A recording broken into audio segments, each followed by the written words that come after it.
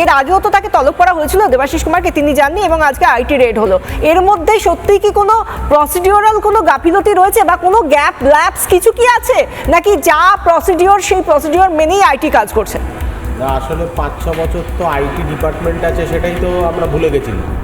Central vigilance আছে না, উঠে গেছে? আছে, আর দুদিন বাদে তো সেটাও আসবে। যাই হোক, ইলেকশন এলেই এরা আসে, আবার ইলেকশন চলে গেলে আবার ছুমন্তর।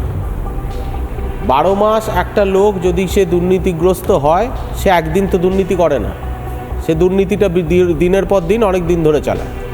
তো তখন এই ডিপার্টমেন্টগুলো ঘুমায়, এই ডিপার্টমেন্টগুলো যদি জেগে ওঠে তাহলেই কি সমস্যাটা হয়? মানে যদি ঘুমায় আপনারা কি সেটাই চান? ডিপার্টমেন্টগুলো কি শুধু না না, আমি বলছি যদি কেউ কাজ করে, কাজ করলে কি সমস্যা হয়? বেতন দিয়ে শুধু পুষে রাখার জন্য কি এই ডিপার্টমেন্টগুলো রাখে যে নেতাদের সার্ভিস দেবে?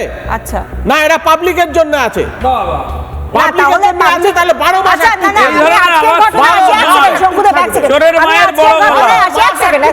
আমি শুধু একটু পরিষ্কার আজকে যদি থাকে ভুলটা করেছে ভলিউম বাড়ছে, এটা শুনলে মনে হয় চোরের মায়ের বড়